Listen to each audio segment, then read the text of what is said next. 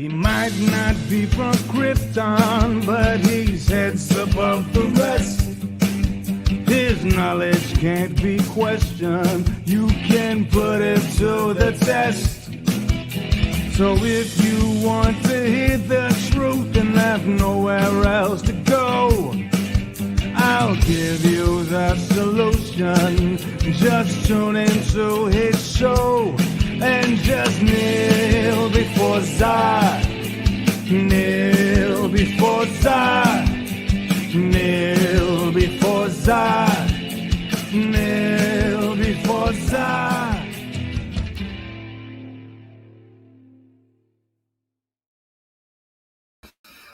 And welcome everybody back to the Fandom Zone. It is the most earth-breaking, ground-shaking, but never media show money-taking, maybe not.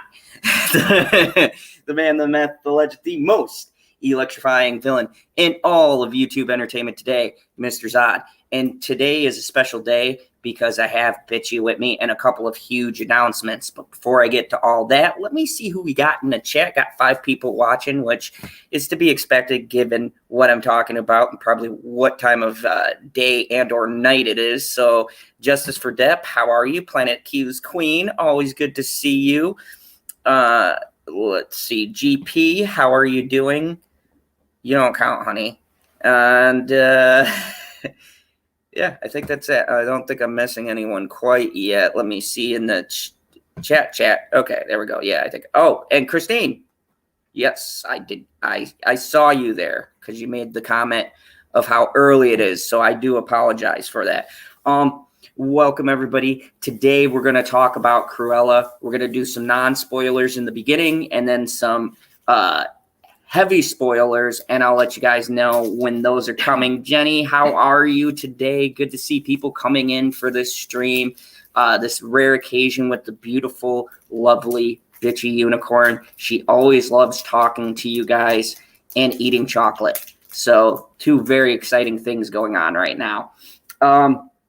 Before we get started, I got a huge announcement. I have pulled the Twitterverse and probably going to start doing some Twitch streaming because that for like games, because that's the best platform to do for games because YouTube sucks with that. So I'm going to do some live streams over there for Wild Rift and My Hero Academia, which are 2 games that I am currently loving right now. And I spent a little bit of money on both, but not as much as most cell phone games. So I'm going to be starting that up very soon. And I'm also going to be doing work on this channel. I'm actually taking some time off to work on the channel and work with the tech, but I would eventually like to do this full time because I like talking to you guys a lot more than chasing down 15-year-old delinquents. It's frustrating and it's draining, quite honestly. So, given the response and how the good things are going, I'm really thinking about pursuing this and, making this a home for everyone to come to, putting out some more content. So I'm super excited about that. And that'll mean me and Bitchy will get to do more reviews. What do you think about that, dear? Oh, boy.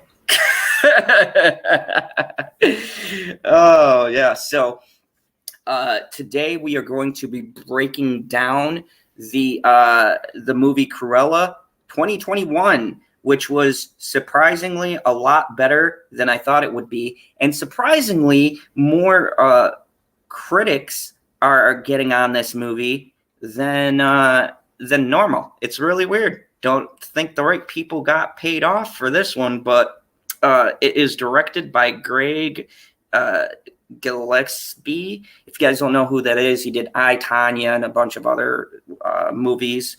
It was produced by Andrew Gunn, Marc, Kristin, Burr. The story is by Elena, Brosh, Kelly, Marcel, and Steve Zissis. And one of them was actually a producer for The Devil Wears Prada. And you could tell by when you watch this because it's very much like a Disney version of The Devil Wears Prada. Also, it is shockingly pushed the PG-13 label to its absolute limits. So it was interesting. I was happy because this movie had balls that I haven't seen Disney product have in quite some time. They really went for it, and they used quite a bit less CGI than most of their other projects, which is another pleasant switch too. So, there's not really much to get into before we get into spoilers because this plot is simple, really. It's the story of Cruella de Vil and her rise to becoming Cruella, which she is actually called Estelle in the beginning of the film. And Cruella is a monicum. Estella? Yeah, Estella. Cruella is a monica from like her alternate personality, something her stepmom told her when she was acting really naughty. It's some kind of story that she has, and she took that and made it her alter ego. Well, she's born with half her hair black, half her hair white, which is, kind of weird, but okay. And she eventually, she hides it and stuff like that, and then she eventually dyes it or gets a wig or something of, red hair. And so that would be her Estella character, kind of, it's her, but then she kind of gets into this, she finds stuff out more, she explores more what she can do, what she's capable of, and then she becomes into this Cruella character, of who she really is, and not just someone she's hiding away, behind and stuff like that. It's really an interesting dynamic, and when I think about it, it's kind of like Superman, where Superman, Clark Kent is his mask, and Superman is who he really is. That's kind of the situation here. She wears this mask of what she perceives normal people to be like, kind of like Superman with the glasses and the hair, but she's actually Cruella, which she finds out through this journey, and it's kind of like Superman. He's actually Superman. No matter what, he's Superman, but his disguise is being human. So I think it's kind of on that level, and it's really interesting, and it's dark. It is dark. Holy shit, is this movie dark? It's as dark as Disney's gonna get. It's one of the darkest movies that they've done in quite some time. Maybe I'm just not too easily too impressed, but it was a decent amount of darkness. Yeah, it was, yes, Planet Q's Queen. That's a great analogy. Like Tom Riddle into Lord Voldemort. It was kind of like that transformation. Yeah. And the interesting part about this is I can't say enough how refreshing it is that Disney actually took chances in this movie, because they really don't try to hold back, and they don't even try to make her not Cruella. I heard a lot of people going, oh, she wasn't. I call bullshit. She was evil from literally the beginning of this movie as a child. She's a brat. No. Here's the thing. Half of it was her sticking up for herself. Half of it was, and then there were other situations where she would just, Yeah, but what I'm saying is they always kind of hinted towards she wasn't a well-behaved kid. She always had this kind of underlining dark side to her, which I liked. They didn't actually try to have sympathy for her, and by the time it gets to the end, she gets very morally questionable. Very morally questionable. And, I love that part. Yeah, when she, and I'm not spoiling anything, the scene where she lights that dress on fire and introduces herself as Cruella is kind of she just goes touching the darkness, and then when you get towards the end, and we'll explain that later in spoilers, and the actual villain of the story does something to her, she just full on embraces being a total bitch. And it's great. And there were no politics. No politics. Nothing woke in this. I was so shocked. No, wait, here's the thing. So I really like it in movies and TV shows where they won't shove gay or queer whatever kind of person in your face, but they'll exist. I I think it was in the series Trinkets that I really like. And one of the dudes in the school, he's wearing makeup. And he just starts talking to the main character and stuff like that. It's like, that wasn't even a dress. It's like, here that exist, like people like this exist. And it was nice because there's this one, I'm guessing gay, okay? This one gay person, it's like, oh, fabulous. He looks absolute, like, I love his style and everything like that, but they don't shove it in your face. It's just, here he is.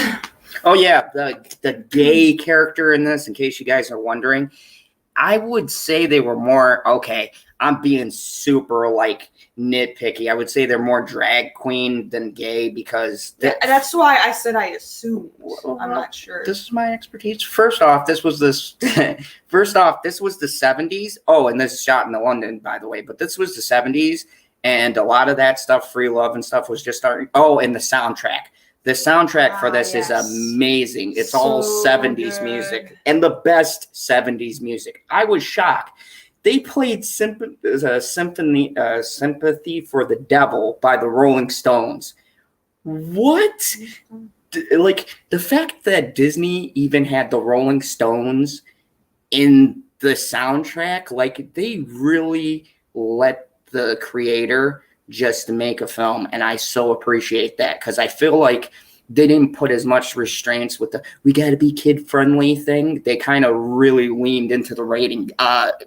Parents who take their kids to see this may be a little bit pissed because there's a lot of different things.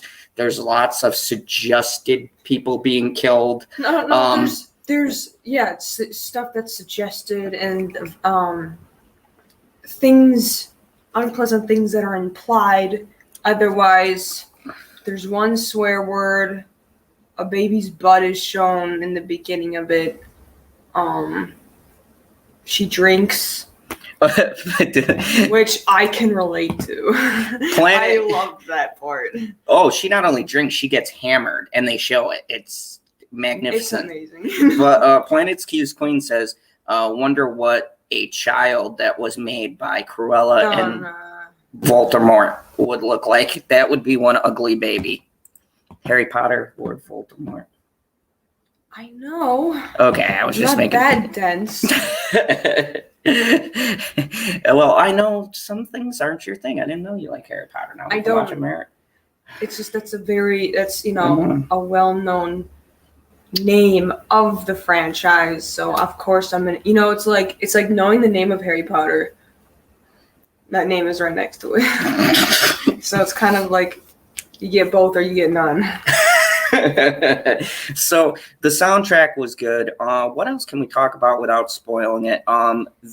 Definitely the best Disney live action so far. Easily. Oh, yeah. Easily. Oh, the CGI. So the CGI is actually used sparingly. A lot of it was practically shot. Even the dogs were real dogs until they attacked. Then you could see the CGI. Yeah, it would be CGI when, it would be CGI when dogs would be attacking or moving in a certain way or jumping from here or there or doing certain stunts, of course. But, I wasn't bothered by it too much because the lighting and everything, it didn't, they did it in, a little bit darker lighting, most of it was in darker lighting, so it kind of worked. But obviously they used it for their stuff the dogs do in there that, dogs don't do, so. And it's really weird, too, because I did, which... She never ever brings up lighting, but the lighting really helps this movie out because where they use the CG heavy, the lighting is dark enough to where you can't see how fake it looks. There is the beginning shot of the castle. That was DC dark lighting. So it's that was the only thing that was literally dark. I don't know if my eyes are just stupid, but. Yeah, like they went really dark with this movie, and it's funny because a little bit later I'm going to bring up to you guys the Rotten Tomatoes, and why I'm going to do this is because the critics made the stupidest comments for this film, and it actually, I'm not going to say I'm being biased at this point, but I kind of am, because the critics, I like to do anything that goes against with their critical critique, and a lot of critics don't like this movie. It's got like a 73 from critics, but a 97 from audience.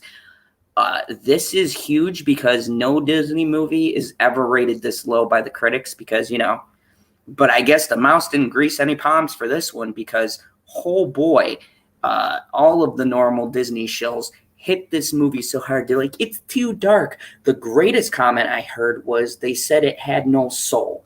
Really? This is the same magazine. Soul was the number one thing that was put into this. Like that's which, by the way, these critics who said it had no soul were the same ones that gave The Lion King a 97%. The same one where it was exactly the same as the original, and with that realistic of animals, you can't show any expression or emotion or soul on their face, and it's. Oh yeah, but they said that was a masterpiece, but they bashed the hell out of this movie. And oh yeah, here's another stupid complaint, because they were mad because Anita from 101 Dalmatians, she's in this movie, but she's kind of only in it a little bit, and they got mad because they're like, why isn't she in the movie? Because it's about Cruella. You know what? I'm glad that they didn't hang on 101 Dalmatians. They literally made the movie about who they said it was about. She's literally just a character that appears once in a while, so she's in the world, and she does some things that kind of help, but it's not like they use her as a crutch. And then, yeah, because they're like, oh, she's using the black character to get her further. It's like, did you, what are those two guys' names again? Boris and Hector, or whatever. Is it? Oh, no, it was Horace and what's that? The two dudes. Like, have you ignored them like the whole time? Because they're there the whole time, and like Jasper, okay. Horace and Jasper. Jasper, yeah. Okay. Yeah, that was close. And it's great because Horace and Jasper, they're some of my favorite characters, but the one flaw I had with the original is they make them complete and total idiots, and I hated that because I thought they had some good comedic moments. In this movie, they actually they flesh them out. They make them likable. I was like totally happy, and I kept on telling her in the middle of the movie that was like my one problem with 101 Dalmatians. They made him laugh. They made me laugh several times, and it wasn't those stupid forced jokes. It was literally like something human beings would talk, and then Horace would say something, and you'd be like, throughout the movie too. Yeah, it wasn't just forced humor. They really toned down the jokes for this, and they like delivered jokes exactly where they should be. And the only issue I'd say, if I was nitpicking, is they did go really heavy on the soundtrack, because I feel like they wanted to play every 70s movie music. The one thing I was kind of iffy about was the reason why she hated Dalmatians. It's explained. It's explained like at the end of the movie. But I'm just like, why? That's really, really weird and awkward. But they do explain it, but that would be the one problem I have with it, because it's just weird at first. But then, yeah, it is explained.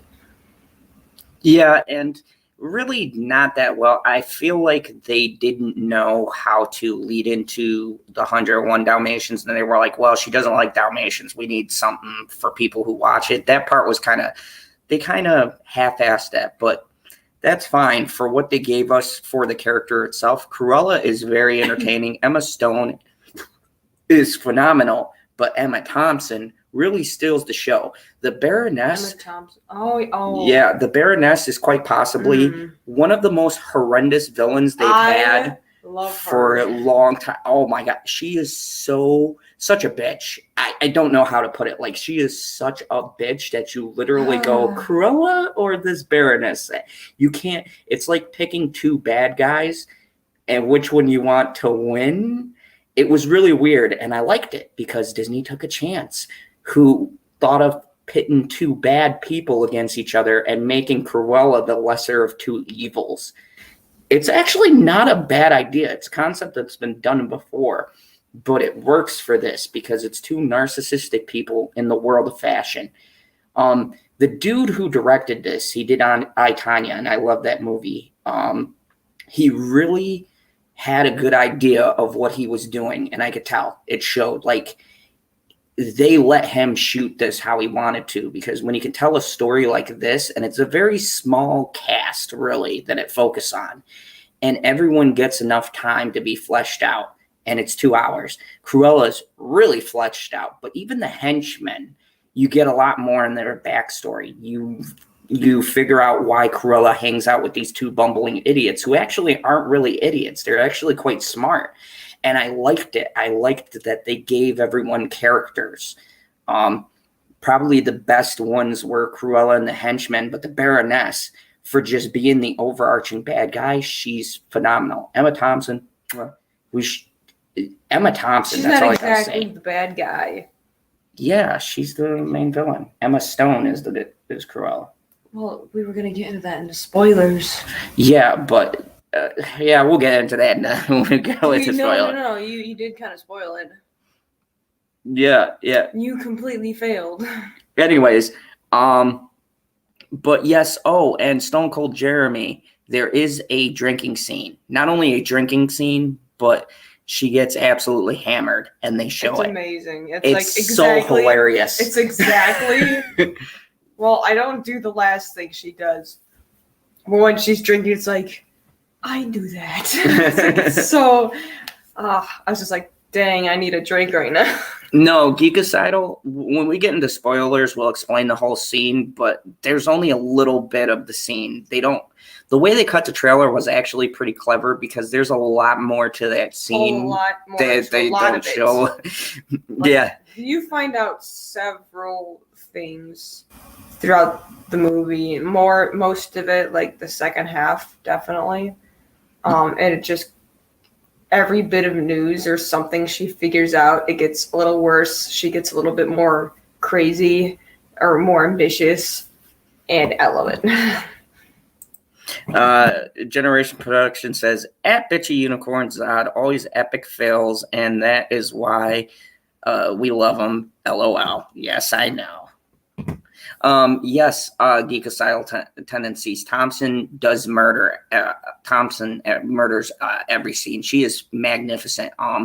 It reminds me, I'm going to say, this movie reminds me a lot. She's never seen it, and when she sees the movie, she's going to laugh, but this reminds me a lot of The Devil Wears Prada, because it's if you took that concept and put Cruella in it, but it makes sense because she's a fashion designer. So if you're going to make that kind of movie, it makes sense to use this character. The person that this character is, it's like, that's what a lot of rich people are. They're this, they're that. They have to be that kind of way to be that successful.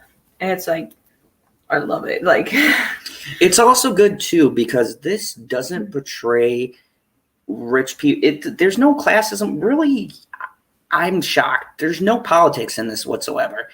It's very down the line. It's not saying that necessarily they're bad because they have money, but it's saying they do these things because they have to. And she even goes into a dialogue in it when she talks about being on top and what it takes for her to succeed her. Yeah, it's either her or it's her, and it's like, and I choose me kind of thing. Oh, and it's like, oh my God. Her character is so amazing. I know. Emma Thompson has so many good lines in this movie. It's spectacular. There's literally so many good quotes in this movie. Besides the one in the trailer, there's like a ton of them. Like, I wish I could remember them all, but there's one we'll get to because it's where Emma Thompson drops the F-bomb. No, wait, she's like she says something like, you're very competent. Like, you're someone who's very confident or competent or something like that. Someone falls in and I'm like, and there's someone who's not. Something like that. It's like, she makes you laugh a few times. Yeah, it was hilarious, like that scene, because the way they do the comedy, it fits. This director is good. He really needs to do the sequel, because everything he puts into this movie, a joke isn't out of place. Like, the timing in this movie is actually spot on. Like, or it's just Emma Thompson is an actress and she's got a good director and it just works. But her timing for jokes were even on point. She's very quick thinking. I'm trying to think of the word. Just everything comes out at once. Like, if you say something, she'll say something right back, like right away. And let's not take away from Emma Stone. Emma Stone does a fabulous job in this movie. She has the cadence that Cruella, the Glenn Close version, had. She talks very quickly. When she becomes Cruella, she adopts those little things Cruella does. Like, she talks really fast, and then she says that line like, "Are you keeping up, darling?" And then she just keeps on going. Like, she has her mannerisms and stuff down really well. Like, Emma Stone really did her homework. Like, the way she moves, the way she talks, the way she acts. And she literally has two characters, because she has to play Estella, who's vastly different from Cruella. And she has to do this shift in about midway of the movie and make us believe it. And then play both characters simultaneously. And then kind of merges a little bit of both at the ending. Yeah, and she pulls it off. She pulls it off amazingly. I love Emma Stone. I'm a little bit biased to her movies, but in this one, I think she really tried in this role, and I think she really wanted this character, and it shows.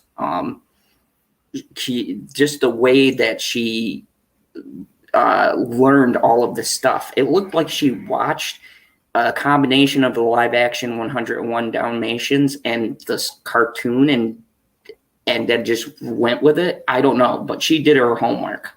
She knew the role very well. And once again, I appreciate that, because everyone coming into Disney now or Marvel, they don't read the comics. They don't do anything. And the fashion that she does is like, it's amazing. Well, she's the artist part, so she's drawing and sketching. Like, because you know, like a lot about the fashion industry. It's like, it's the weirdest crap ever. Why would anyone wear that?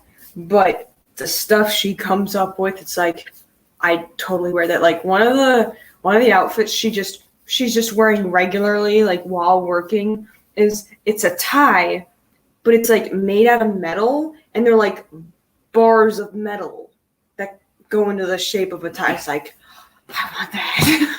Yeah, she kept on. And her boots and her jackets, and it's like, yes. She kept on loving the clothes. I liked, and it's really interesting too, because there's a good portion of this movie that's a lot of dialogue. And when you do that in a movie, especially one that's supposed to be action-packed, it could kind of start to get slow and clunky or whatnot. And it does slow down in some parts, but I don't feel like it weighs the movie down at all. No. It was very interesting, like hearing the back and forth, and it added a lot. Yeah, it added a lot to who these characters are. And Jasper and Horse, once again, hats off. Thank you for doing my two favorite characters justice, because they are so funny. The little dog, what do they call him, Patches or something? What do you name that dog? With the eye patch? Oh, the cute one. Yeah, Wink. Wink was adorable. Oh my God, I wanted this dog. That dog was the smartest dog I've ever seen. And the stunts that he did with that dog, most of them were the actual CGI. Dog, except for most of them were CGI. No, it was grabbing stuff and. Well, when I was grabbing stuff, okay, we gotta watch it again because I gotta go back through it. I gotta go back through it. I feel like a lot of his stuff was. And Cruella had a dog too, which was interesting. So yeah, there was a lot of stuff. So our non-spoiler suggestion for this one, what do we land on for ratings? I would say 8.5.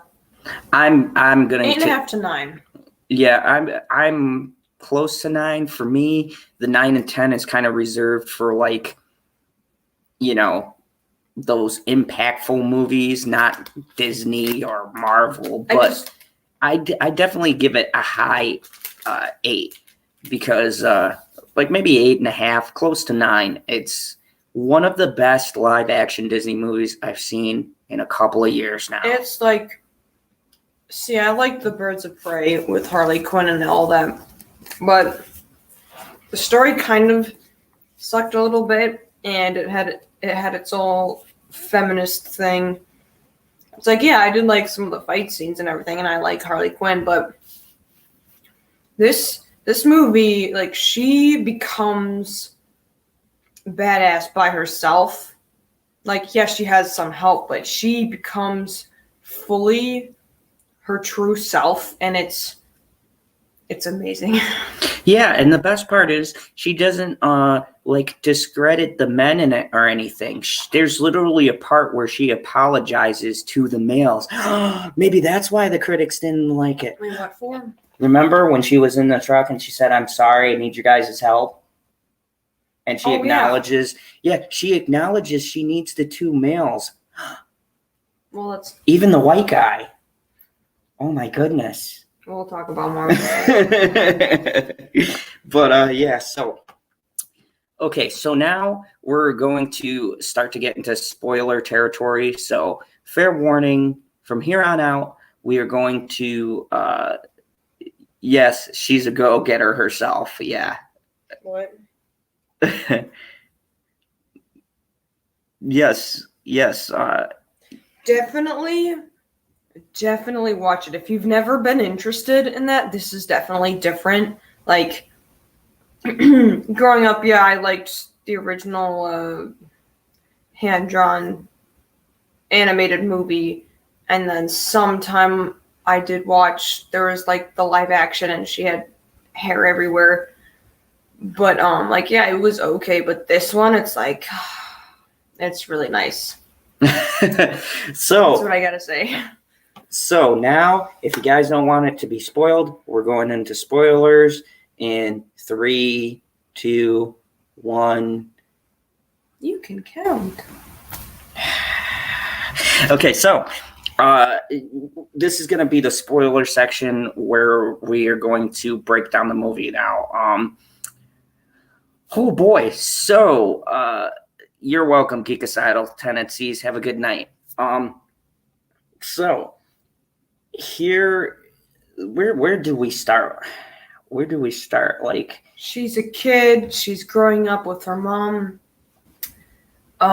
She goes to a new school, and some kids pick on her. She not only defends herself, but yeah, she gets into other trouble as well. She gets kicked out of school, and her and her mom are driving with their car packed full of stuff, and they're going to be moving to London because they got no choice. But on the way there, she's asking a family friend for a favor. Wait, hold on. Before you move to that, we skipped the most important part. Oh, she found a dog.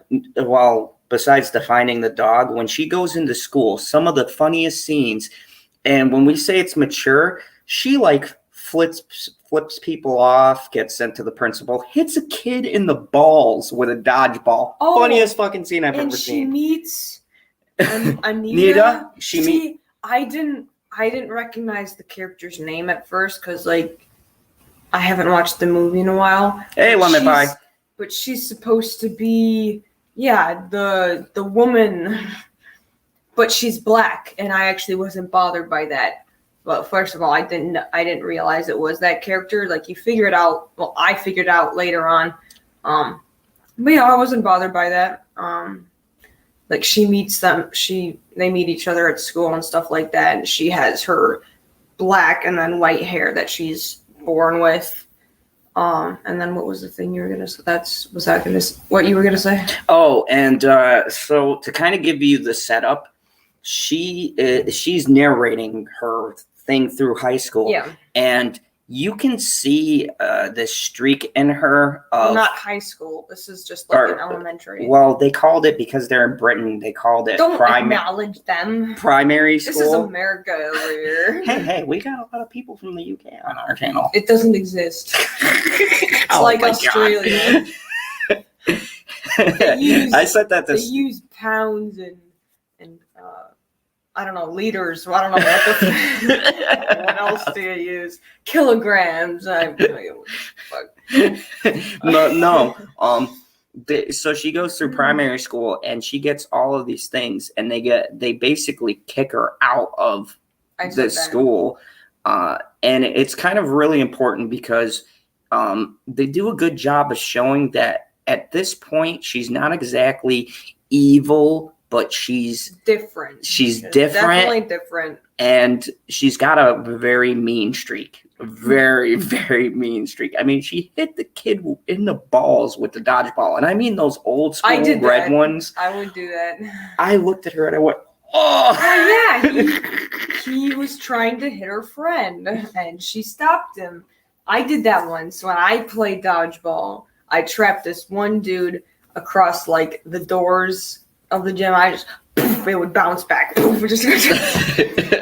it was fun. I see why you connected with this character a lot. He started it.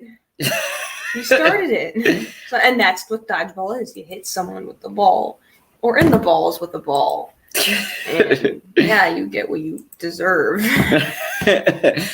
So they go and they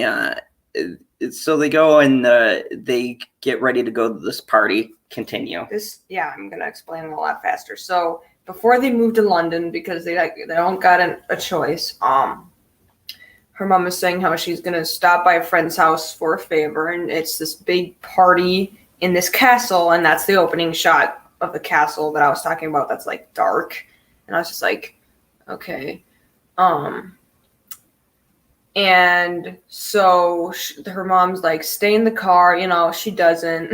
Because she's a kid. So as her mom's talking with someone else, and then her mom eventually goes somewhere else to talk with the person she needs to talk with. But yeah, Cruella, she wants to look at all these gowns that these people are wearing at the party, and then she gets mixed up. Like, she goes into the party, and then the woman has these 3 Dalmatians, like they're like guard dogs, kind of. So it's kind of weird how you would have Dalmatians as guard dogs, but someone was having them on like leashes, and they were like all growling and aggressive, like, yeah, they're guard dogs, so to speak. And then she's, and then she gets pulled out of there by this one butler dude, and like, you're not supposed to be here, but then she escapes, and she runs everywhere. She ruins a couple things, and the dogs end up chasing her. And then she ends up going outside, hiding behind one of the bushes, where she sees her mom talking to this other woman, and the dogs run out of the castle past, I don't know if they did see Cruella or something, but then they go run up to her mom, and like where they're standing, it's like right over a cliff, and then they push her over the cliff into the water and stuff like that. Well, that's oversimplifying. They really dive and hit her, and she falls off of the cliff to her death, which, like I said, movie is dark. They don't shy away. They kind of show her falling like, oh, this isn't a Disney. She's coming down. She does like a tumble down the ledge, and I go, holy shit, did they just show that in the Disney movie? The dogs killed someone. And that's how this movie opens up. And then she's like, it's my fault, stuff like that. And she ends up at London, and she falls asleep on a fountain. She wakes up, and there's the 2 Jasper and Horace. Jasper and Horace as kids and everything, and they're pickpocketing, and they're taking coins out of the fountain and stuff like that. And then, yeah, she meets them and stuff, and then they're getting chased by this cop that's like, oi! And she follows them into their secret lair, and she becomes a part of their gang, and then they basically grow up together, and they got a pretty decent place. Okay, let's not I'm glaze jealous. over this. This is where I say, and I disagree with her, where they show her kind of, they don't make her like this hero. She literally starts by stealing shit. And not only does she steal that's shit, their business. They steal stuff. They have a business where they steal stuff. So she originally, her rise to power started in crime, with her, Horace and Jasper having an enterprise of pickpocketing. And as they're getting older, it's more elaborate. They're more planned out. They spread over different things, and she makes uniforms and costumes so that they can blend into where people work, and like they're in a hotel in this one scene, and they're going through people's rooms. And Carmen says hi to us. Hi, Carmen. I like to stop and say hi so that she knows we see her. And she gonna say hi? Like, I'm not that kind of person. I give a nod. I acknowledge you. I know you exist. So they get into these elaborate crimes, and okay, I gotta hold on. No, I want to highlight Jasper first. You know how I feel about them. You know how I feel. Yay. Shut up. It's not gay. It's a bromance. So Jasper is so cool. He is like the heart and soul of this story. Like, Horace is pretty much an idiot, but not really. It's hard to explain. He's supportive, but he's not the brightest, but they don't play him completely stupid. Like, he, on some level, knows things, but Jasper is the brains. And he's also the heart of this group. And he's so nice. Like, she designs these costumes for them, and he sees her like look at the building where the Baroness is. Oh, she wants to go to this very expensive fashion. It's not a school, like it's for work. She wants to work for this lady, and she keeps looking over there. Yeah, so he basically forges her a resume, and this is the funniest line, and this is what I mean by they have good jokes. He goes over a resume and he goes, okay, now we got to go over this because I had to fudge some of these facts. And she goes, is that exactly legal? And he goes, don't worry, everyone does it when they apply for a job. I was like laughing my ass off, and I'm like, that is so true. People really do lie on applications. And he was like, so he basically took another applicant's application and switched it out for hers and filled out all this BS about her work. But I just thought it was a nice, clever nod. And it's great because even though like they make her way more likable, you still see that they do bad things to get where they are. They literally took out someone's application and put hers in. So that poor person. So she ends up working at over there, except she's scrubbing toilets and stuff. And watching her clean stuff, it's like, I've been there. I'm still there. It made me sad and relatable, but she keeps asking the one dude in charge, like, hey, can I try out for this? Like, not now. And he's like, he gets so annoyed with her. And when she messes up or something, and he's like, I want you to make my desk, my office spotless and stuff like that. And after she's done, that's when she takes some of his liquor or something like that, and that's when she gets all drunk. Oh yeah, so an extension to the trailer. What they don't show you in that scene is she turns on some awesome 70s music. It's these boots were made for walking. These boots were made for walking. She drinks all of his liquor and she's staggering around the store. She was looking back because earlier she made a comment to a woman setting up the dress or whatever in the display, and she was saying how bad it looked. And so she goes back into that same window while she's drinking. She's like, I can't leave you looking like that. And then the next scene is she fell asleep in there. She gets pissed drunk and passes out into the display, and she wrote on the walls, and she sewed like newspaper into the dress. It's amazing, and it's really artsy and stuff like that. And then the dude in charge finds her and stuff. And like, oh, the Baroness is gonna be here any minute. Like, you're in so much trouble, and she escapes. And then the Baroness notices and like, oh, who did that? Like, she doesn't work here. Like, and then, because she likes it. And then, this is when Horace and Jasper were like with her and actually like taking some stuff from people in the shop. That was kind of funny, and. So her and Jasper like restrained a little bit, and she was impressed. So like, give her my card, and like, be here 5 a.m. Don't be late. And then so she has an opportunity, and she shows up at this place of work. Do you want me to keep it going? Just really quick, Jasper and Horace. It's funny because they still show you that they're criminals in the background, because while she's talking and intimidating this store owner. Jasper and Horace is literally stealing shit in the background. It was so hilarious because I'm like, they're really ballsy in this movie. Like, they do not hold back that these people are thieves or whatever. And it's kind of comical because they're stealing stuff while she's there. And he's like, because they tell Horace, there's a joke where they tell him, he keeps on asking, so what's the angle? And there's like, what's the angle? And they're like, it's not an angle. She's just got a job. And so he steals all this shit, and they let him go or whatever. And he looks at him when they get outside. He's like, oh, I told you there was an angle. The jokes were really well timed. And it was cool because they didn't keep it a long running joke. They set up a joke, and then you got a punchline, and then they move on to the next joke. What this dude really knew how to direct this.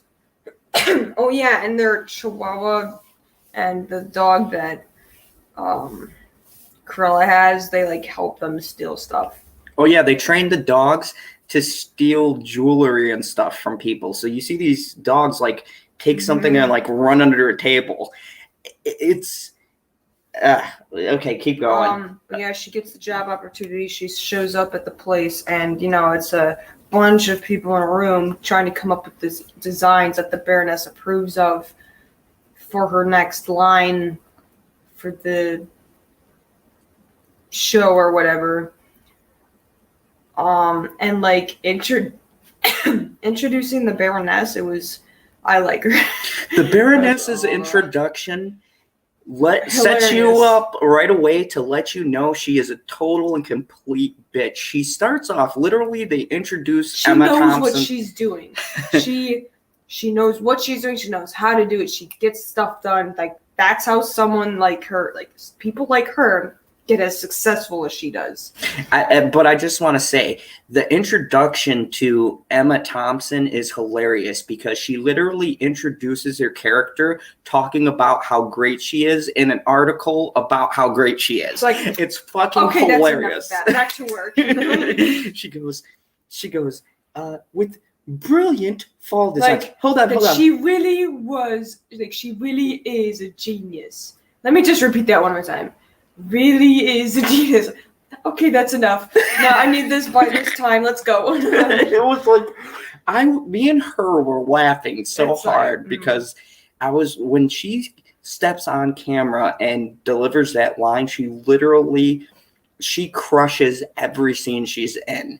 And then watching them act back and forth, like when you get to where they start having this conflict, they really bounce off of each other very well. Like, I'm curious to see what they do because it's been announced there'll be a sequel, but because Emma Thompson and Emma Stone have such great back and forth, literally every scene is so enjoyable with those two. It's so enjoyable. So basically, she's working for the Baroness, and the Baroness is like noticing how great she is, like the designs she's coming up with, and she starts to become the Baroness's like favorite.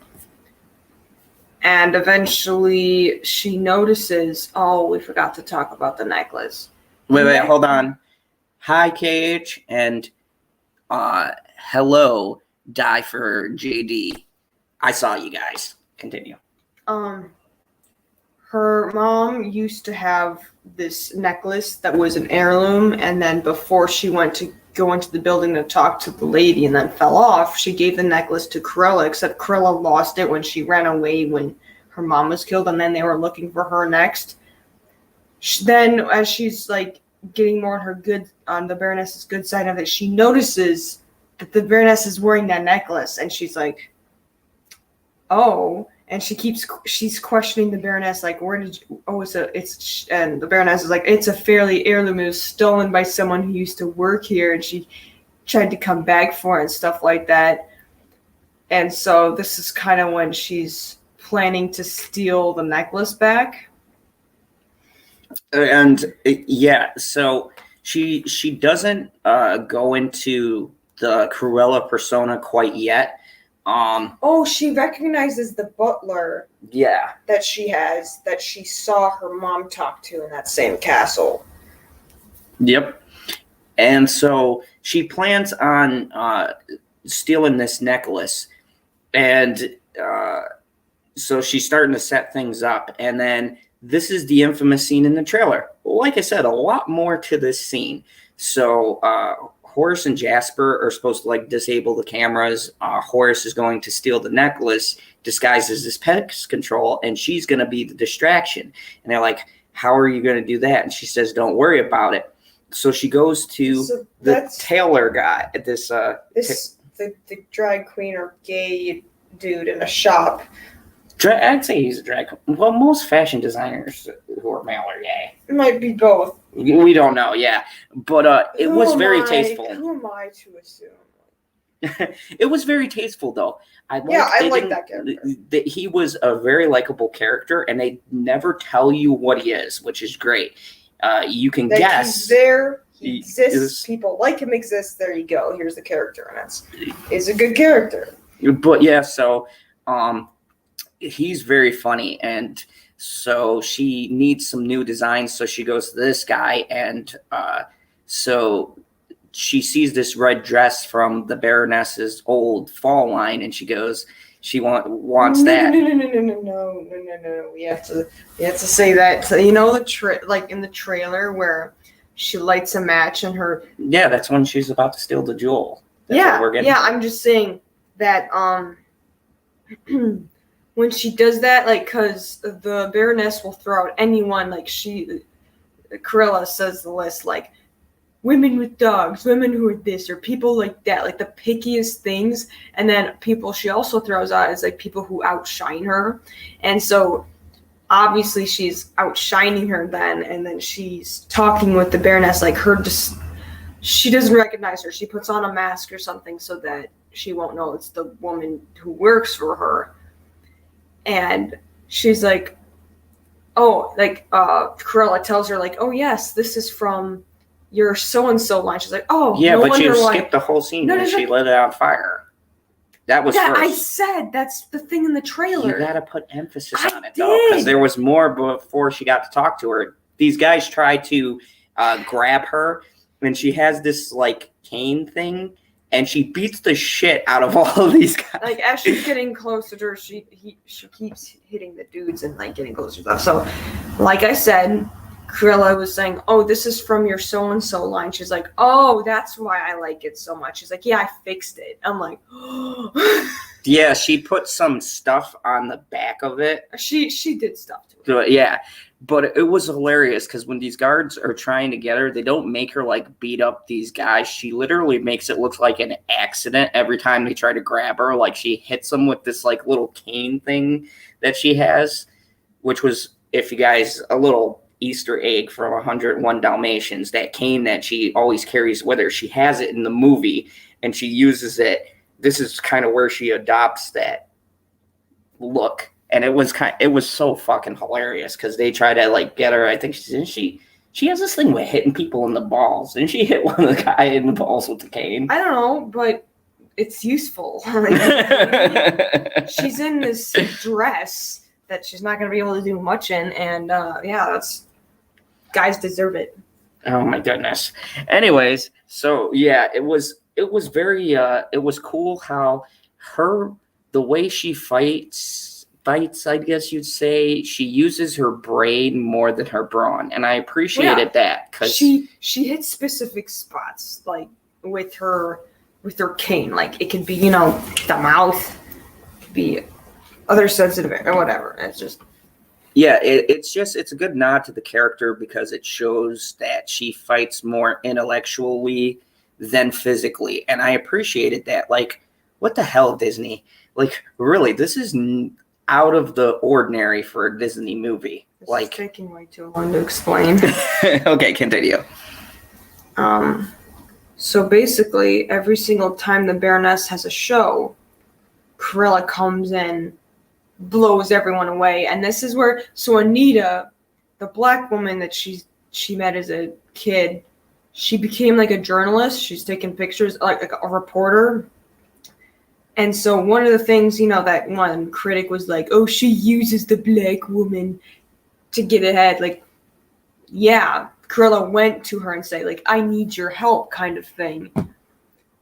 So she's always at the Baroness's, like, parties and stuff taking pictures of her, but she's also taking pictures of Cruella because Cruella just, blows everyone away. Hold on 1 second. Loki's Mornings of Mischief with a $4.99 super chat. Coffee is on Loki. Take care, bro. Skull. Thank you very much, Loki. And everyone who doesn't know, go check out Loki's Morning of Mischief. It's very good. I've been on there before. He's got a great channel, so go check him out. And thank you for stopping by. But yeah, so continue. She outdoes her with everything. Yeah, and she still doesn't know the identity of Cruella, like this, because her normal name is Estella. This normal-ish person she's hiding behind that, she's working for the Baroness, but then she goes into her actual character, Cruella, and so the Baroness doesn't recognize her every single time. And so Cruella's getting more and more attention, like outshining the Baroness, and the Baroness is kind of like panicking. And this is when she's talking about, like, it's either me or her, and I choose me. Yeah, because she's also simultaneously getting close with the Baroness as Estella. And, that scene that they have the scene where they're sitting down, and she explains kind of what makes her tick very vaguely. And she's given Estella like clues because she asks, what do you want to do? Do you want to have your own, what is it? She doesn't say label, but your own design company or something. And she's like, yeah.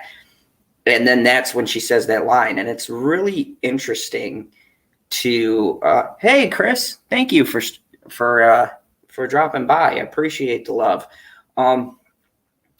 And this is where you get a good insight. And this is what I'm saying. They don't make the characters one-dimensional. The Baroness actually has some depth, and you kind of start to understand how she thinks. I don't know if that makes her right by the end of the film, but... I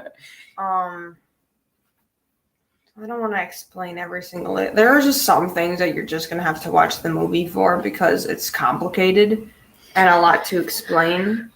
But basically...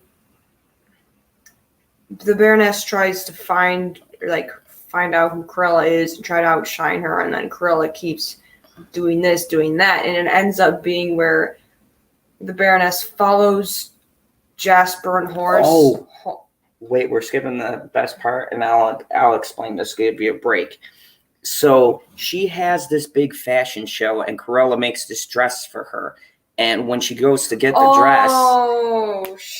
So before that, when she was trying to steal the necklace, her dog had it in its mouth, but then it dropped it, and one of the Dalmatians accidentally ate it. So she kidnapped her, Jasper, and Horace, kidnapped the 3 Dalmatians, like brought them to the place, so it's like, it can crap it back out. And so the Baron notices someone kidnapped my dog and stuff like that, and so at this fashion show, like every single fashion show, she's just wearing something like completely awesome. But this one, it's like this coat dress thing, and half of it is like white with spots in it, and she is like, she killed my fucking dogs. Oh yeah, yeah. And it's like, did she actually, like, is the movie actually like, did this character actually kill the dogs or something like that? They play it very good because they don't show the dogs even until we get to the next scene, and you're like, holy shit, we're both looking at each other going, it's like, where are the dogs? Where are the dogs? Did she really kill the dogs? And that's where she dropped the F-bomb, because she's standing over the balcony, and I did a double take. She didn't even notice it. She dropped it so smooth. She was like, she killed my fucking dogs. Yes. And it was like, and this is the F word. This whole fashion show was just amazing. And then they got chased out by the cops coming out. And eventually when Cruella gets back to her place, the Baroness finds her because she followed Horace and Jasper home, and they have them tied up. Basically what she wants to do is, like, she ties up Cruella. She's going to burn the whole place down and then blame Jasper and Horace for the murder and stuff like that. And yeah, then you see one of her, like, her butler, someone has the 3 Dalmatians. So it's like, okay. So, because she did make a joke because when she's getting more into this persona, she's learning more about herself. She's becoming more her. She's acting a little bit more mad, and then she kind of treats Horace and Jasper a little rudely. And Jasper was saying that, like, I miss Estella, not Cruella, and stuff like that. And she's like, well, Cruella gets things done, and she goes off, and, like, if you can't help me, then that's that kind of thing. And she makes a comment like, their coats would make a pretty good jacket or something like that. And he's just like, and she's like, it's a joke, like, and stuff like that. So yeah, so they kind of hint towards her and wanting to, like, kill the Dalmatians pretty early. And I was like, wow. And also, I'd like to highlight another dark scene. Like, they show her tied up to a chair about to be burned alive. Like, it is down to the second. I was like, holy shit, Disney's really gonna burn someone alive? What is going on right now? So yeah, it shows Horace and Jasper being taken away from the cops, their place going up in flames, and then she wakes up into someone's house, and it's the butler, the Baroness's butler, the one that she saw her mom, one of the people that her mom was talking to. And here he goes to explain how, like, oh, the necklace, he got the necklace on the way out. And there's actually a key in it. And he says it opens this box. And in the box is that it's later, it's not exactly shown, I don't think, but it's shown later in the movie what it actually was. And it's the her birth certificate, and she's actually the Baroness's daughter, who's a complete narcissist. When she got pregnant, she was not happy in the slightest, and then her husband eventually died after the fact that that the Baroness wanted the butler to take care of the baby, which would be Cruella, but and let me be clear. She meant kill her. Like, kill the fucking baby. And it's implied twice that that's what she meant. Holy shit, Disney. Continue. Yeah. And so the butler's kind of going around, and then there's her mom that she grew up with, who worked there. He gave her to that woman, and she ended up, like, taking care of her, and she came back really to quick. The Baroness to bye, Christine. Sorry. Bye, Christine. Have a good evening. Continue. Sorry about that. But that's so the Baroness is the one that her mom went to go ask for help for just a little bit of money, and then she wouldn't return there again. And then it goes back to the scene where the dogs are chasing Cruella, and then they go past Cruella, and the Baroness has, like, a dog whistle, and she's, like, pointing at her. So it's like it was her who killed my mother, but, you know, not her biological mother, but the mother she knew. Oh, not just that. But they also implied that the Baroness has killed several people, and they mention this in the movie. Holy shit, Disney. they like implied that she's killed people to get to where she's at, and then she's actually trained these dogs as attack dogs. And I will say it again, holy shit, Disney. Wow, they went for it in this movie, because they do not try to. When you get to the end of this movie, it gets dark. It gets really, really dark. Like, wow. Yeah. Okay. So when she learns all this stuff, like, because, because throughout the whole time when she was working for the Baroness, but also having her Cruella character come out, like, she was being more and more secretive with the Baroness, and she kind of noticed and stuff like that. So after she tried to get her killed, everyone still believes that she's dead. And so basically she helps Jasper and Horace escape from jail. They all stay at the butler's house, and the butler wants to help her and stuff. So they come up with a plan to get revenge. And avenge, revenge, and destroy. and you skipped over the best part. Unlike most movies, the female actually doesn't treat the males like shit. They have a very touching moment where she drove this fucking dump truck through the police station to bust them out. Chase her. And they're like really, Jasper's like really fucking pissed because they're both pissed. Well, Horace was kind of like whatever, but Jasper was mostly angry because like he's basically like the heart of the group. And they were being treated like crap. And she says, and she takes off like her disguise for a second, and she looks at him and she goes, "I'm sorry, I can't do this without you." And I was like, what? Male characters being treated equal? I even asked her, I'm like, am I watching a Disney movie right now? This does not feel like a Disney. This feels like what Disney used to do, honestly. This feels like what Disney used to put out. It was dark. It actually had a kind of meaningful moments. It had comedy where it should be. I don't know. I guess every clock is right twice a day. Holy shit, Disney. Okay, continue. I'm sorry. So she helps it escape. Then they forgive her. And they come up with a plan to get revenge. That it was summed up as revenge. And then Jasper's like, "You're not going to kill her, right?" You're like, "If I have to," or something like that. Like she's joking around. She goes, that was a great line. She goes, "Well, I've never really considered it, but I guess if I have to." And I was like, holy, like, she's just like cavalier about it. Like you could see her leaning into Cruella. So what they do is that the Baroness, for this party, she sends the guests what they're gonna wear.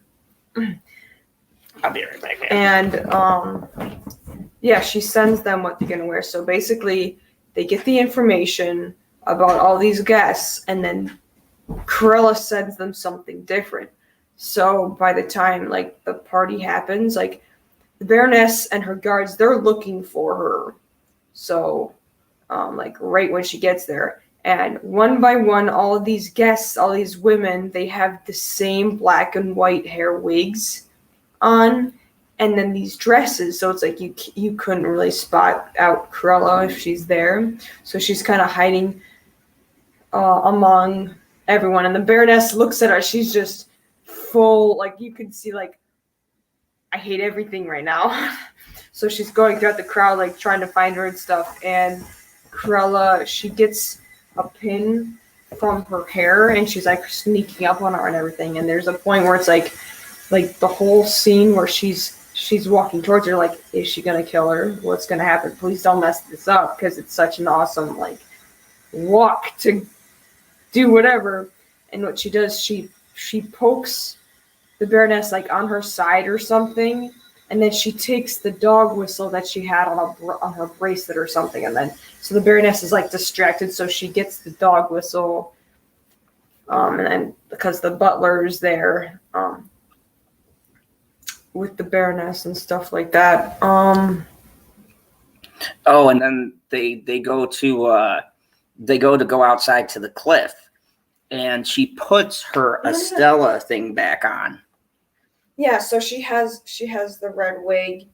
She's over by the same place her mom was knocked off, and the Baroness finds her and everything like that. And while they're talking or whatever, the Jasper horse, they got rid of the guards by saying like, "Oh, the Baroness wants everyone here right now," and then they blocked the doorway that they're there, so all the guards are gone for right now. And Jasper horse and the butler, they're telling everyone, "Oh, she would like your presence outside," and stuff like that. So the Baroness is talking more and more about she's saying a bunch of crap like, "Oh, that's why you're so brilliant. It's because Cruella's like, I'm your daughter," kind of thing. "You tried to kill me." I'm like, basically twice. Yeah, and it's funny how she says it too, because she goes, "You tried to kill me twice." Oh, no, she didn't say twice. Well, yeah. So I was like, basically twice. But she's saying all this stuff like how now I can finally have someone who's great like me, stuff like that. And she's like, "Can I give you a hug?" And Cruella's like, "Yes." So, like, "You're not gonna push me off, are you?" She's like, "Oh, you're so silly." And then she's like, "You fool." And then she like pushes her off while everyone got outside from the castle. So everyone saw her, and there were actually cops there too that were called. And so everyone sees her still there after she pushes Cruella off the cliff, and she's like, "She jumped. She tried to take me with her. She jumped." And I want to just say the editing in this was great, because when they pushed her off, me and her goes, "Oh shit, did she actually kill her?" Because she starts the movie by saying, "Let me tell you about the time I died." So you look and you're like, "Oh shit, are they ending the movie with? But how is it Cruella then?" But one of the other things in the birth certificate, like with the birth certificate, is that she's actually given like the deed to the castle, the company, everything. To Cruella. No, to Estella. No, Estella signed it over to Cruella. Yeah, that's what I was gonna talk about. Stop interrupting me. So Estella died. Actually, the dress she was wearing like would turn into a parachute, and then someone was in a boat down there, and she was able to get back up. So Estella died, but before she did, she signed it over to Cruella. And when the Baroness was arrested, everything went to Cruella. And that was funny because she was yelling, "Cruella is Estella! Can none of you idiots see this?" It was kind of funny because she's sitting there going to jail for murdering someone, but it's two of the same people. I don't know. You have to see it. It's pretty funny. So after she gets everything's happy. She owns the Dalmatians that the Baroness owns. So it's like, that's kind of interesting that she keeps them, because when they did kidnap the dogs. The dogs were being more comfortable with Jasper and Horse and stuff like that, and like the other dogs they had. But there was a mid-credit scene where it shows. So the Baroness's lawyer is the husband character in the animation. In the animated thing. There's Anita, who's the black woman, and then there's also the lawyer guy who eventually got fired by the Baroness. And it's in the mid-credit scene. It shows the lawyer guy like playing the piano, and him and Anita separately get sent to Dalmatians. Like, "Oh, this is Pongo, and this is the," and like, oh. So and it's then, like, tie-in. Yeah, and then the lawyer starts making up that Cruella de Vil song, like from the animated stuff. And he plays it on the piano, and I'm just gonna stop and say that guy has a pretty good voice, because it sounds like the original guy. Yeah, I was like, wait a minute. And he goes, "Cruella de Vil," and I was like, "Oh, okay, nice nod." And the credits have not a remix, but like it's her own theme song, and it's like really good actually. It's perfect. The lyrics and stuff are slightly different, but whoever got it, it's a very dark song. The whole thing's dark. The end is dark. Oh, I forgot to mention something. She at the end of it's like before they start the final like plan or whatever, there's a mention of the car. It's like it's called a devil, or it's pronounced Deville or something like that. And then at the end of the movie, she drives the good old car, and I'm like, oh, that looks so badass. And I like it because Horace, as usual, calls the car Devil, and Jasper says, no, it's Deville. And then Cruella is sitting there, and she goes, I rather like that. Mm-hmm. And she adopts Cruella Deville. Yeah. And it just everything, the way they put this together, the way they explain things, except for her thing with Dalmatians. That was the only thing I could really find that was the soundtrack. Oh my God. So she doesn't know why, but I geeked out because at the end, not the like very end, but when she gets the mansion and she walks in as Cruella, I hear the music. They play the fucking Rolling Stones Sympathy for the Devil as she's like walking through the mansion. And like when she walks in, you hear, please allow me to introduce myself. And I was singing along with the lyrics, and she's just looking at me, shaking her head. I was like, shut up. I was like, it's perfect because Devil, Sympathy for the Devil. I was like, whoever put the soundtrack together, A+. A+ sound guy, you are an unsung hero. So yeah, that's yeah. So I mean, I would totally watch it again. Now let me bring up something for you guys really quick before we end this, because I want to show you guys something interesting that I want to point out the irony and how stupid critics are. So. Where is it? Here we go. All right, so. Yes, I know. No, you click near it. You know what, woman? Ow! You guys saw that, right? Abuse. No, they didn't. You have no witnesses. Oh, jeez. Okay, so let's go to Shilling Tomato, the most unreliable of the bunch here. I hate their website. As disorganized as them. Okay, so let's read some rotten comments here. We have Eric. Eric looks like a reliable guy from Forbes. What does Eric have to say? Eric says the performances are solid. The casting solid. Yeah, I said that. You said salad. I said solid. The casting is great, and the costumes, well, the costumes are gorgeous, but Cruella plays it too safe and never really finds its feet, let alone its voice. But that's the one thing she is. She pulls it all together.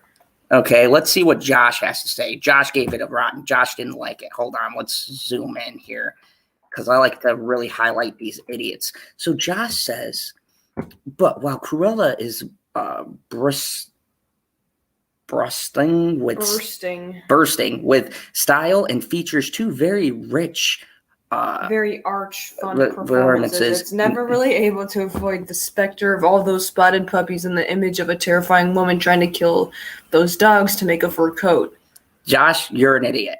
Okay, let's see. There were some other ones that I wanted to highlight, the ones where they talk about the race. Oh, where Anita, the black woman, is not represented. The Cruella is an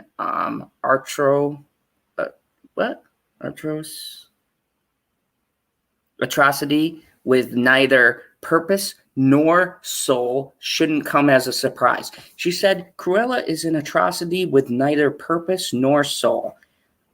Angelique. That person's black, so they're probably a little salty about. Here's another one. Despite gorgeous costumes, obligatory CGI displays, and relentless needle drops in an overstuffed soundtrack, little in Cruella is earnest or inspired. It's eye-catching, but it's incredibly empty. You know, it's very inspired, and they made something really good from being inspired. A film doesn't need pretty costumes to be enjoyable, but it does need good storytelling, which is the missing ingredient.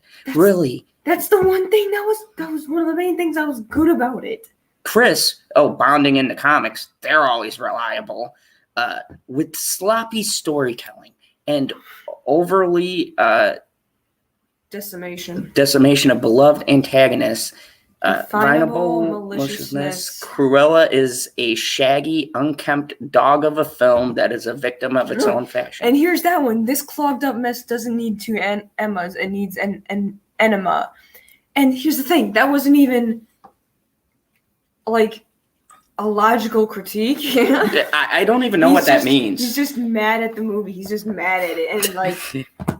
You, sir, need an enema. Like, what's bad about an enema, huh? I heard they feel good. And telling viewers that Cruella is saddled with childhood traumas, too, it seems to think that the 2+ overstretched hours of 70s cosplay will suffice. We didn't watch the same movie, Sarah, because that wasn't cosplay. That's called costume design. This whole time, I'm thinking, like, damn, the people, like, for the movie who made these costumes are amazing. Oh, here we are. This is my favorite one from Film International. The reimagined, colorblind, LGBTQ-friendly tale offers a schizophrenic approach to Cruella-inspired antics at fulfilling her desires and dreams, but the comic book attitude just wants you to admire the scenery and laugh at the slapstick. Like, this person, obviously, doesn't know what an actual schizophrenic is. She's a little bit of a psychopath.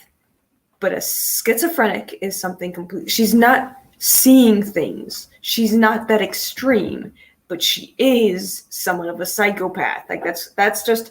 I get really pissed off when people don't know shit about anything mental health or mental disorders. Like, fuck you. Look at the top critic from the UK. These guys are probably reliable. It says, it's unfortunate that the muscular legacy of Cruella should, for now, end like this, without a hint of cruelty at all. Kevin, what does that mean? Cruella, this one right here, Bevan's costumes are dazzling throughout, including Cruella's glittering red dress at the Baroness Gala, but when the costumes overwhelm the characters and story, there's something hollow in the film's center. Yeah, it's just that person's a bitch. They spelt it weird. They think they're all this and that. I mean, these guys are so... This is so amazing.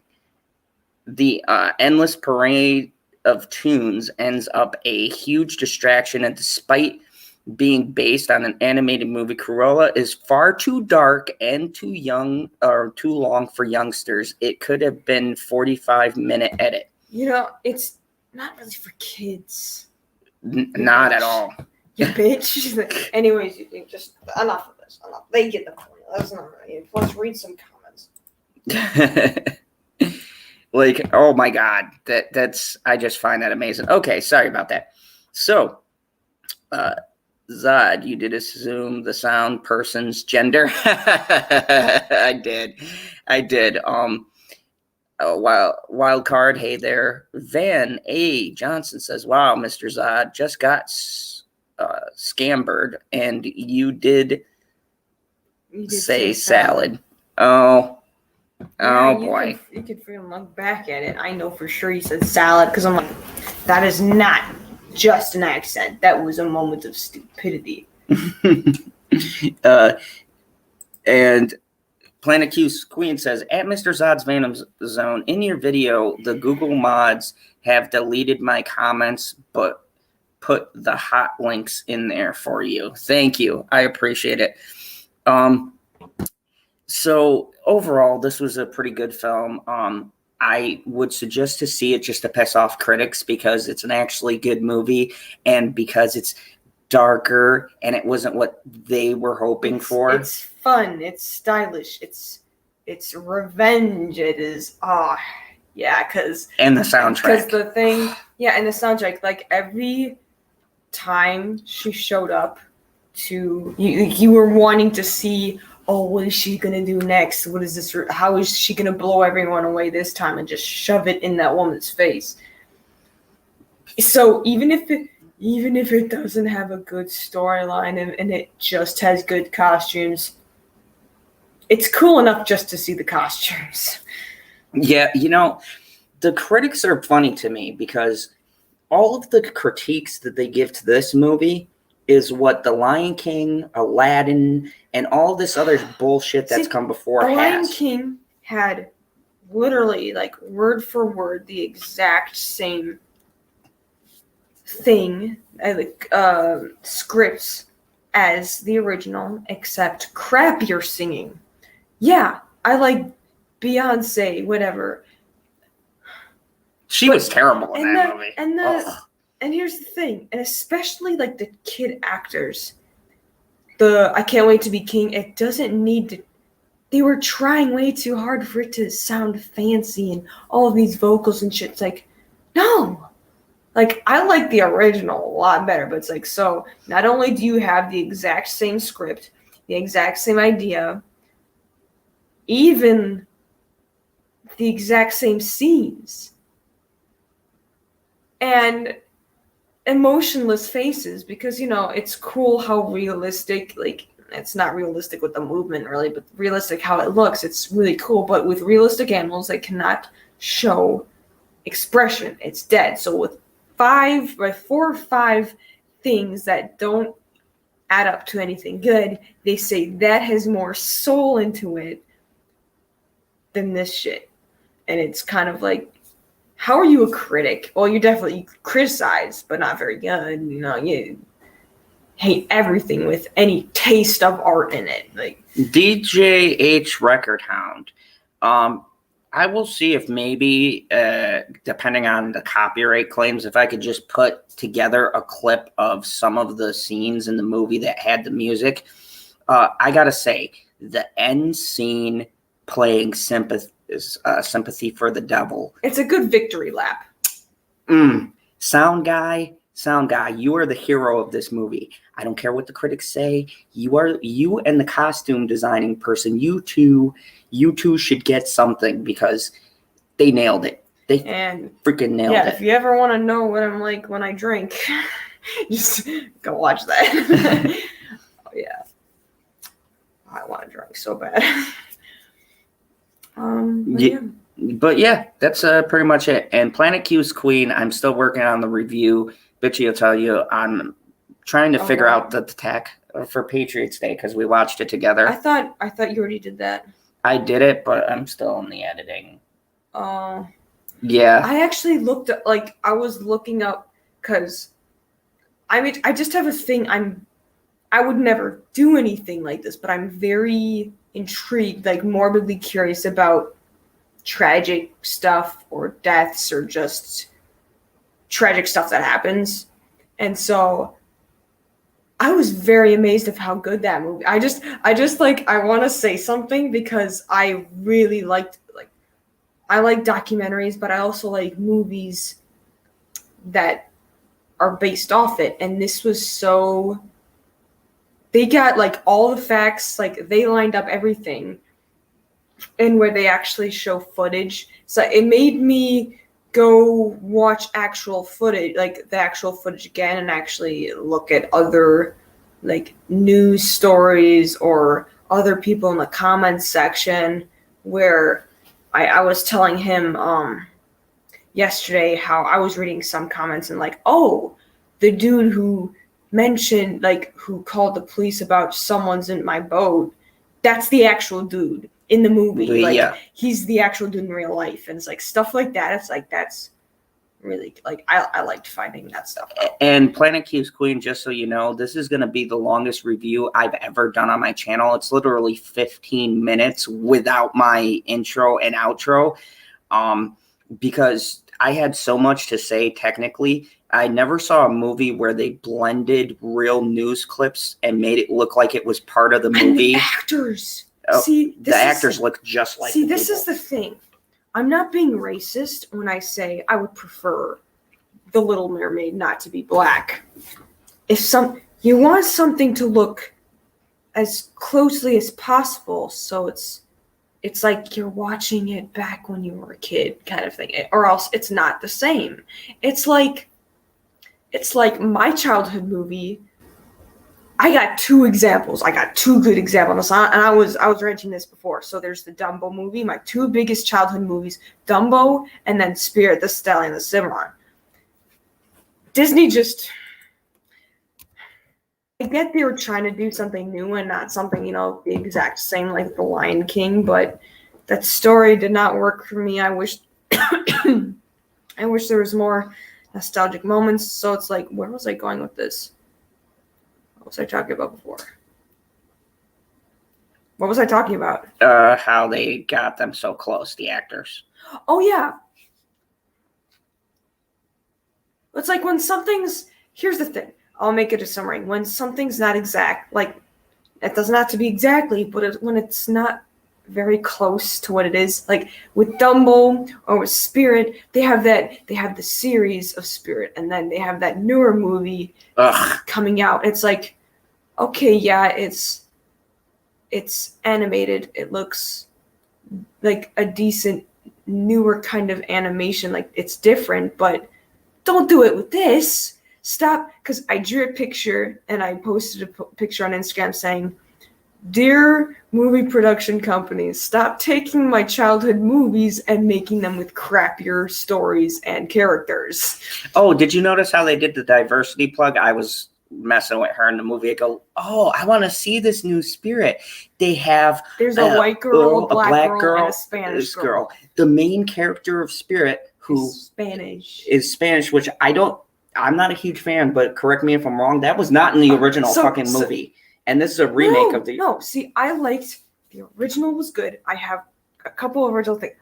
It dealt with Indians, Native Americans, and I loved that. I mean, my white guilt shows. Native Americans aren't important now. It's like... It's all about the Mexicans. When do we see Native Americans? Anyways, as I was saying, in the Patriots Day, all of the actors look very similar, especially like the dude they got for the terrorists or whatever. Oh yeah, Alex Wolff is a terrorist. Exactly. I was like, whoa! See, this is what I love. I have never seen in a movie characters that look so much like the real people ever. Like this Did you ever see Hereditary? No. Oh, because I had a funny joke. In case you guys didn't know, I never knew this. But the guy who's the terrorist, the younger one, that's Alex Wolff, and he was the one of the main stars in the movie Hereditary, like one of the best horror movies to come out in years. So it's kind of weird seeing him as a terrorist before he becomes and see, here's the thing. Angsty teenager. I thought for at least some of the footage it was recreated, like the actor was in it, but then I was rewatching like actual footage and I'm like, wait a minute, they had like the same hat, the actors had the same hats on and everything. Like I love that, and I'm not racist when I say, like, I didn't mind Anita being a different race, because it's like, she's playing basically an entirely different character. She just has the same name, and then she gets a Dalmatian at the end. Like, it was a nice little surprise that I didn't catch that. I was like, oh, this is supposed to be that character. But I liked the surprise I got at the end. But,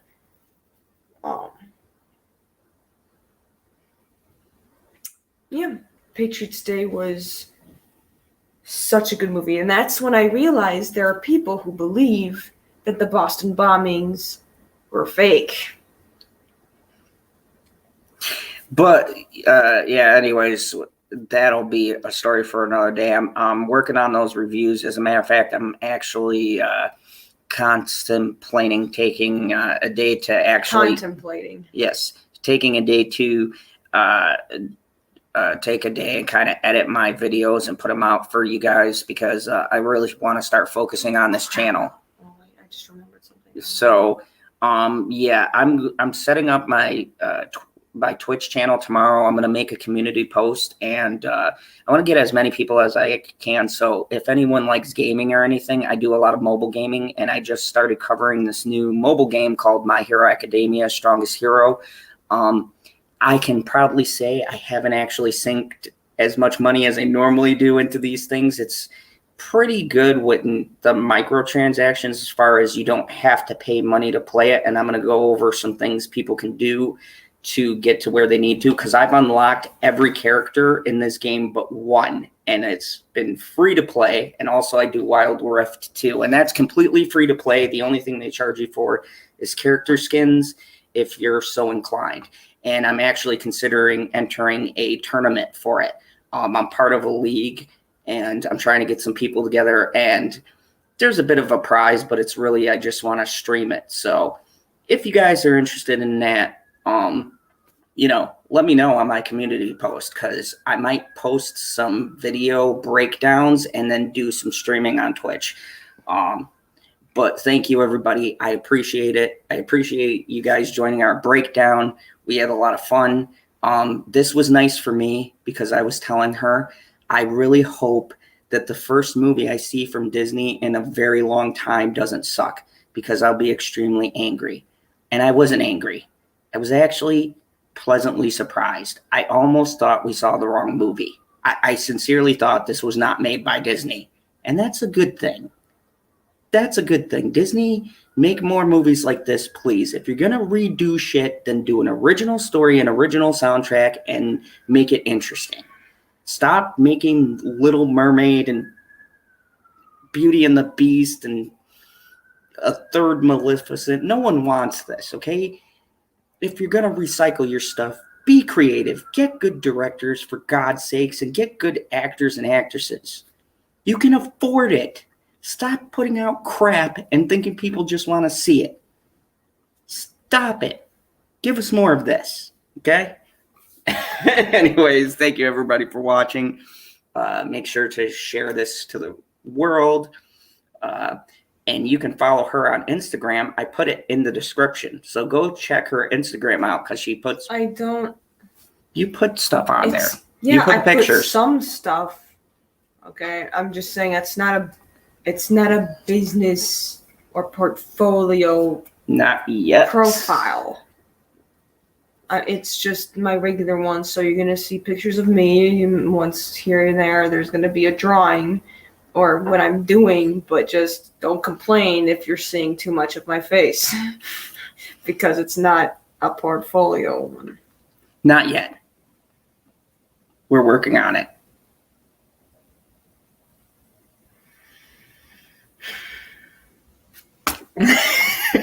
Anyways, thank you guys for joining us.